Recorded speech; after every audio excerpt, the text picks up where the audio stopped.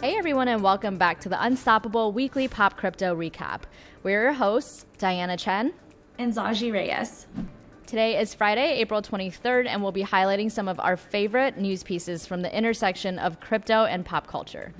Here's an update from last week's news.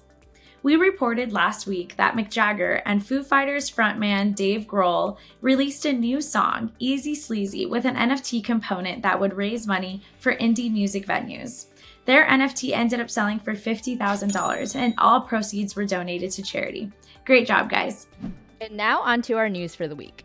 On Wednesday night, an Argentinian named Nicolas Caronia purchased Argentina's Google domain, google.com.ar, for 540 Argentine pesos, which is equivalent to about $5.81. If you're wondering how this happened, well, it was all completely legal.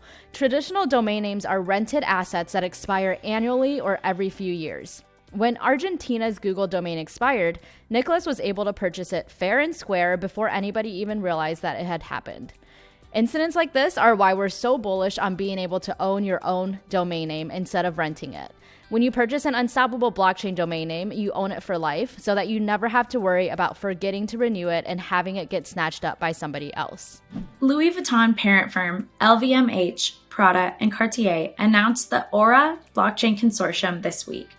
The collective effort aims to give shoppers a level of assurance that the pricey products they're purchasing are authentic. LVMH had previously shared that they had a blockchain team working on this initiative with Ethereum design studio Consensus, so it seems that the project is finally coming to fruition. PayPal, which owns Venmo, announced this week that Venmo's more than 50 million users can now buy, sell, and trade cryptocurrency using the app. This is a huge step in bringing crypto to the masses, and we can't wait to see which financial platforms open up to crypto next. It wouldn't be another week in crypto without a DJ dropping an NFT. This week, we have Steve Aoki in partnership with Tom Bilyeu, a motivational speaker and founder of Impact Theory. Together, they are launching a sci-fi comic-themed Neon Future NFT set. The pieces, created by digital artist Mesej Kusiara, will go live on Nifty Gateway on April 27th.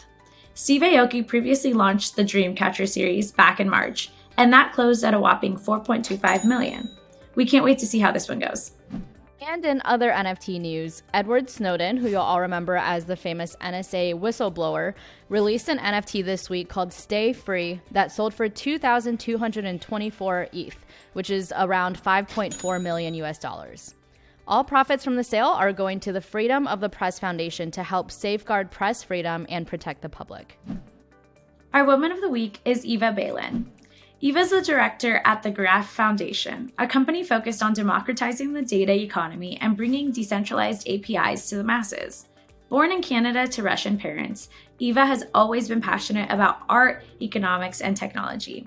She has frequented the crypto startup world with Omi's Go, Metacartel, and the Ethereum Foundation, and she currently invests with eGirl Capital. And for our NFT art of the week, this is long overdue, but I finally purchased my first NFT art piece this week.